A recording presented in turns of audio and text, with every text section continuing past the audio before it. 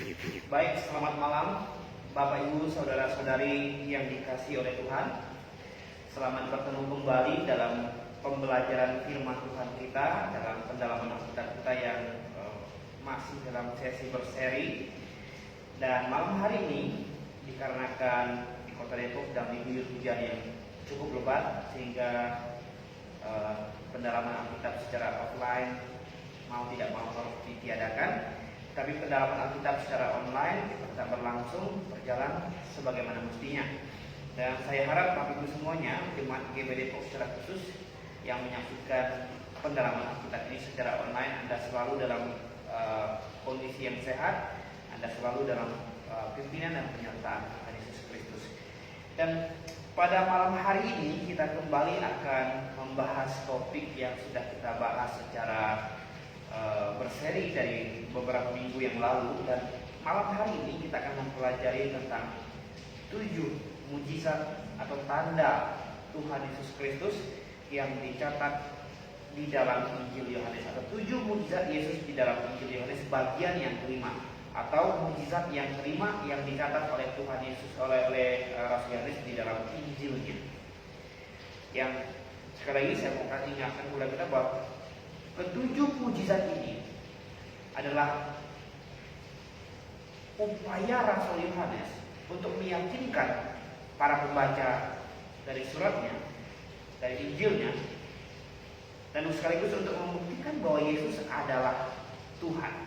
Oleh sebab itu, mujizat yang kelima yang kita bahas malam hari ini terambil dari Yohanes pasal 6 ayat yang ke-16 sampai dengan ayat yang ke-21. Yohanes pasal 6 ayat 16 sampai 21. Saya akan membaca beberapa ayat ini. Silakan Bapak Ibu sekalian bisa ikut membaca bersama saya di rumah. Yohanes pasal 6 ayat 16 sampai 21. Dan ketika hari sudah malam, murid-murid Yesus pergi ke danau, lalu naik ke perahu dan menyeberang ke Kapernaum. Ketika hari sudah gelap, Yesus belum juga datang mendapatkan mereka. Sedang laut bergelora karena angin kencang. Sudah mereka mendayung kira-kira 2-3 mil jauhnya, mereka melihat Yesus berjalan di atas air mendekati perahu itu. Maka ketakutanlah mereka. Tetapi ia berkata kepada mereka, "Aku ini, jangan takut." Mereka mau menaikkan dia ke dalam perahu, dan seketika juga perahu itu sampai ke pantai yang mereka tuju. Nah, Bapak Ibu sekalian yang dikasihi oleh Tuhan kita Yesus Kristus, sebelum kita belajar firman Tuhan ini, saya mengajak kita bersama-sama untuk berdoa, memohon pimpinan dan penyertaan Tuhan agar pembelajaran kita malam hari ini bisa bermanfaat bagi kerohanian kita, bisa memberikan pemahaman yang baru, ya, pengajaran yang alkitabiah. Mari kita bersatu dalam doa. Bapa kami di dalam surga, terima kasih Tuhan. Kami mengucap syukur malam hari ini, meskipun kami tidak bisa hadir secara offline. Ada jemaat yang tidak bisa hadir dikarenakan hujan yang sangat deras di Kota Depok hari ini, saat ini. Tapi kami mengucap syukur, kami tahu bisa adalah berkat dari Tuhan. Tapi kami masih bisa belajar secara online, dan sekiranya pembelajaran firman Tuhan yang kami akan sama-sama jalani bisa memberikan kami pemahaman, kekuatan, hikmat yang datangnya daripada Tuhan. Kiranya Tuhan yang memimpin dan menyertai pembelajaran malam hari ini. Di dalam nama Yesus Kristus Tuhan kami, Juru Selamat kami yang hidup, kami berdoa. Amin. Bapak Ibu sekalian yang dikasihi Tuhan, untuk memahami mujizat Tuhan Yesus yang kelima ini, saya akan membagi ada 3 hal pelajaran yang sangat indah yang bisa kita lihat dari mujizat yang kelima ini. Oleh sebab itu kita akan melihatnya berdasarkan pembagian ayatnya. Kita akan lihat yang pertama itu ada di ayat 16 dan ayat yang 17. Saya akan bacakan sekali lagi untuk kita semua. Dan ketika hari sudah mulai malam, murid-murid Yesus pergi ke danau, lalu naik ke perahu dan menyeberang ke Kapernaum. Ketika hari sudah gelap, Yesus belum juga datang mendapatkan mereka. Nah, untuk mengerti, memahami pembacaan kita malam hari ini, kita harus terlebih dahulu ingat pembelajaran kita minggu lalu bahwa ketika Yesus baru selesai memberi makan 5.000 orang laki-laki pada saat itu, dan ketika itu Yesus tahu persis mereka ingin datang, ingin membawa Yesus secara paksa untuk menjadikannya sebagai raja mereka.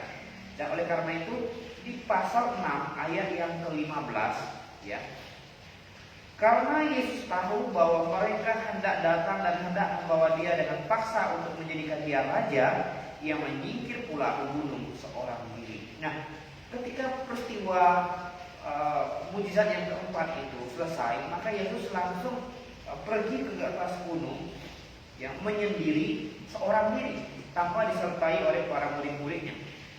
Maka dilanjutkanlah dengan pembacaan kita malam hari ini, ayat 16 dan 17 tadi, di mana ketika hari mulai malam, ya, hari mulai malam. Jadi ini kayaknya transisi dari sore ke malam. Murid-muridnya akhirnya pergi ke danau, lalu naik perahu, dan mereka ingin pergi ke Kapernaum. Untuk pergi ke Kapernaum, maka mereka harus menyeberangi danau Galilea, danau Tiberias itu. Dan mereka naik perahu itu, dan ketika mereka sedang berada dalam perahu itu, ya, kemudian hari semakin malam, dan mereka juga belum melihat Yesus, tanda-tanda Yesus ada di mana. Nah, Bapak Ibu sekalian yang saya kasih Tuhan, kalau kita lihat dari ayat 16 dan 17 ini, ada hal yang sangat penting yang ingin kita pelajari bersama, bahwa Yesus, Tuhan, itu sengaja meninggalkan murid-muridnya untuk melatih mereka. Untuk melatih mereka. Meninggalkan mereka bukan untuk membiarkan mereka sendiri. Dan bukan hanya murid-muridnya saat itu, tapi Tuhan juga terkadang bisa melatih kita dengan cara yang sama ketika dia melatih murid-muridnya. Mungkin kita merasa seperti Tuhan meninggalkan kita, Tuhan sengaja meninggalkan kita. Tapi ketahuilah, ketika Tuhan meninggalkan kita dalam tanda kutip, ini bukan meninggalkan kita untuk benar-benar pergi dari kita, tidak. Karena Tuhan tidak mungkin pernah pergi dari anak-anaknya, ya, dari setiap orang percaya. Tapi ketika Tuhan seperti pergi, ya kita tahu persis bahwa Yesus adalah Allah. Yesus tidak akan pernah meninggalkan murid-muridnya, ya, karena dia adalah, dia pasti ada bersama-sama dengan mereka secara rohani. Tetapi bagi sekalian yang bisa kasih Tuhan, yang ingin kita lihat di sini bahwa terkadang Tuhan ingin melatih kita, terkadang Tuhan ingin mengajarkan kita, membiarkan kita untuk sendiri. Agar apa? Agar kita terbiasa mandiri, berusaha untuk mandiri, berusaha untuk melakukan segala sesuatu dengan sendiri terlebih dahulu. Ya, belajar mandiri. Dan inilah yang ingin Tuhan Yesus ajarkan kepada murid-muridnya. Dia ingin mengajarkan kemandirian kepada mereka, agar suatu hari ketika nanti Yesus terangkat ke surga, mereka sudah terbiasa, mereka sudah siap dengan mandiri. Nah, oleh sebab itulah, ya, Yesus meninggalkan mereka, pergi naik ke atas gunung, dan seolah-olah meninggalkan mereka, seolah-olah, ya, karena Tuhan tidak mungkin meninggalkan murid-muridnya. Tuhan tidak mungkin meninggalkan kita. Ini yang harus kita pegang, ini yang harus kita jaga. Tapi seolah-olah meninggalkan itu bisa, ya, karena Tuhan ingin melatih kita, Tuhan ingin melatih murid-muridnya. Tuhan ingin membiarkan mereka, Tuhan ingin melihat bagaimana usaha mereka, bagaimana kiat mereka ketika Dia tidak ada di tengah-tengah mereka. Dan apa yang terjadi? Akhirnya murid-murid itu, ya, bersama-sama mereka naik ke perahu dan mereka hendak pergi pulang, menyeberang ke Kapernaum. Kapernaum itu adalah tempat tinggalnya Petrus, ya. Jadi mereka kelihatannya mau kembali ke sana untuk beristirahat di sana karena mereka melihat tidak ada Tuhan Yesus, ya. Jadi yang terpikir dalam pikiran mereka adalah hari itu adalah kita mesti kembali ke tempat kita, ya, ke seberang danau Galilea dengan menumpang perahu. Nah, bagus sekali yang terkesan Tuhan. Pelajaran pertama yang kita bisa lihat di sini bahwa Tuhan melatih kita, Tuhan mendidik kita dengan seolah-olah meninggalkan kita, dengan seolah-olah ya tidak bersama-sama dengan kita, seolah-olah ya, padahal tetapi faktanya tidaklah seperti itu. Karena kalau Tuhan benar-benar meninggalkan kita, ya kita pasti habis di dunia ini. Kita tidak mungkin bisa hidup di dunia ini tanpa Tuhan. Oleh sebab itu saya percaya dan saya yakin bahwa Tuhan tidak meninggalkan murid-muridnya. Dia meninggalkan hanya dalam waktu singkat saja. Untuk apa? Untuk melatih mereka. Ada banyak hal yang bisa dilatih. Kemandirian mereka, komunikasi mereka satu dengan yang lain. Karena mereka adalah satu tim 12 rasul.